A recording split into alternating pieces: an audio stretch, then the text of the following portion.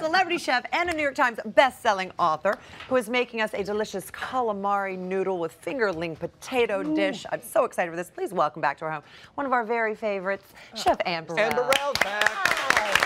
Back in. We love it here.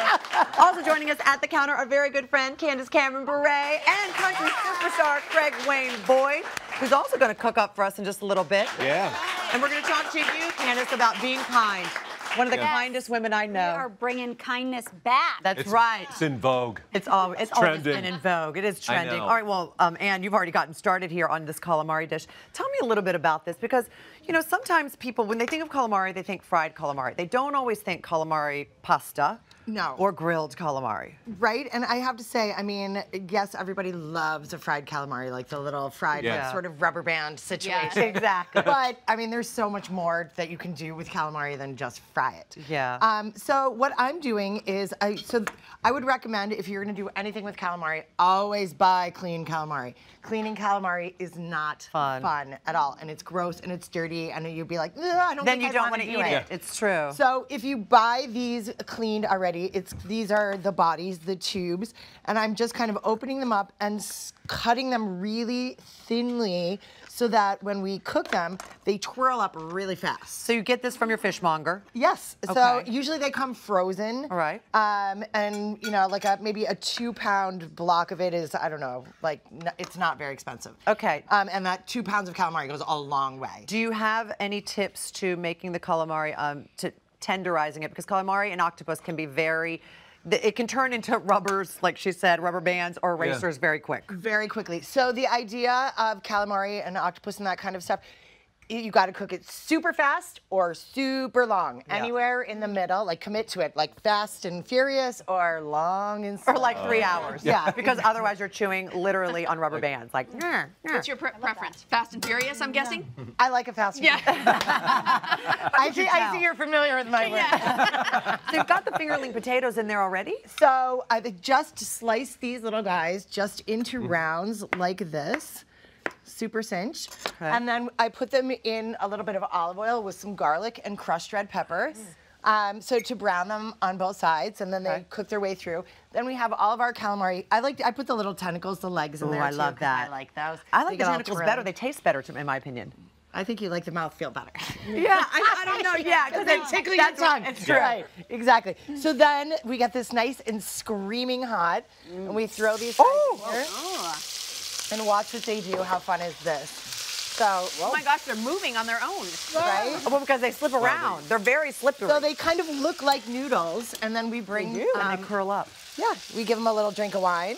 And with the wine. Wow. Always with the wine. But what kind of wine? Are you... I could make Candace, like, even I could do this. Yeah, That's my so line. easy. That's my line. So I know that you're one of the fans of if you're not going to drink it, don't cook with it, right? Right. But I mean, it's also don't buy an expensive bottle of wine to cook with. I mean, you know, somewhere in between. Like like a cheap and cheerful. Do you want dry? Do you want dry or fruity? I always prefer to cook with a dry wine because what it does is it brings a lovely acid to the party that like really gets your palate cleansed and it gives you a different. You know, it just brightens everything up. Right. So look so we see these guys all have twirled around, curly. And that's pretty fast. And then we throw in some olives. Oh. And we give I love the idea of the olives. A sprinkle of salt, and then guess what? We're done. Wait a minute, where's our salt? Do we need the salt? There's a little already? Here we go. Again. Wow. That's what I'm saying. What are we going to do with all this extra time we have? Right? Yep, well, there you go. Give it a big fat sprinky dink of salt. Oh, I love that. Thank you. And then, of course, you serve it with your crunchy bread that you... So then we just serve it over a little... I like to serve it over a little bit of arugula.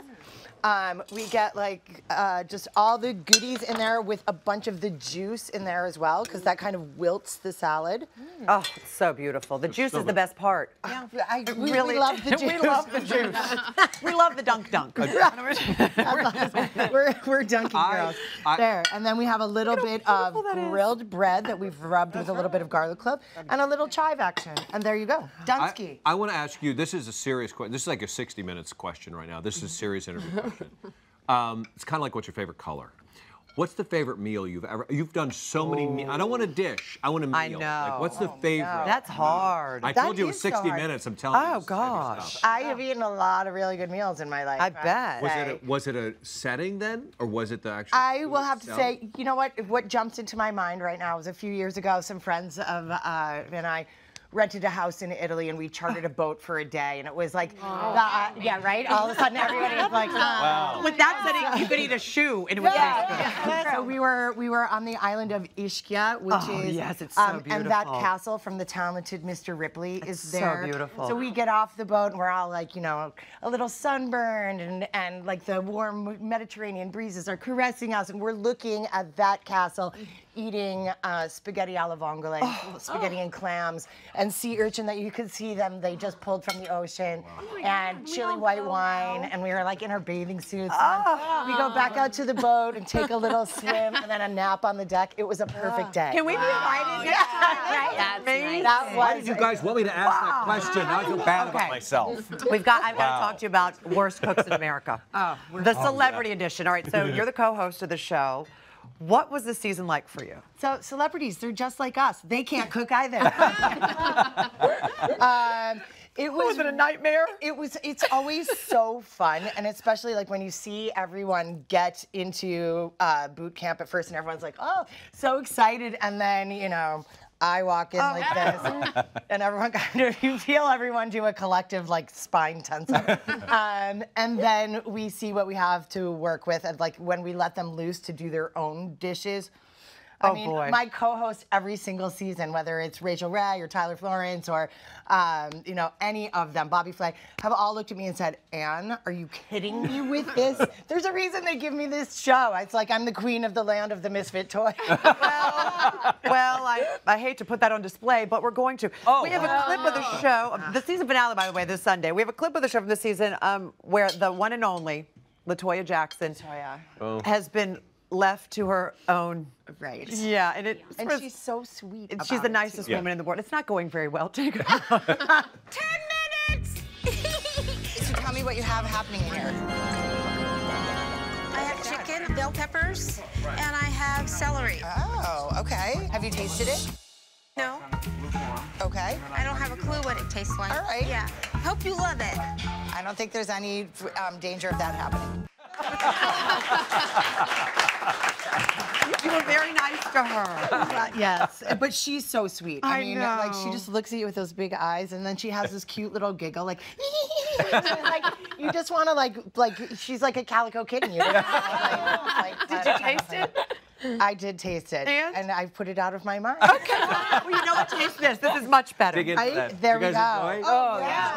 Good. Like, Right? Yes. I It's love it. so It's good. so easy, quick, easy, and good for you, and cheap, and it's great. It's a great thing for like a lunch dish if you're having people over for lunch, or an appetizer for a dinner party, because it doesn't pull you away from your party for a long time. You can have all your prep work done. And it's light. Yeah. It's a good like summertime kind Would of this thing. be good, like traveling around Italy in a boat with friends, Yeah. with the light sunburn and laying out? Yeah. And chili white wine. Yeah. Perfect. Yeah, like- Full recipes available along with travel plans if you'd like those too at hallmarkchannel.com. Don't miss. And she is hosting the finale of Worst Cooks in America Celebrity Edition. It is this Sunday night. So much fun. Thanks. All right. Wonderful.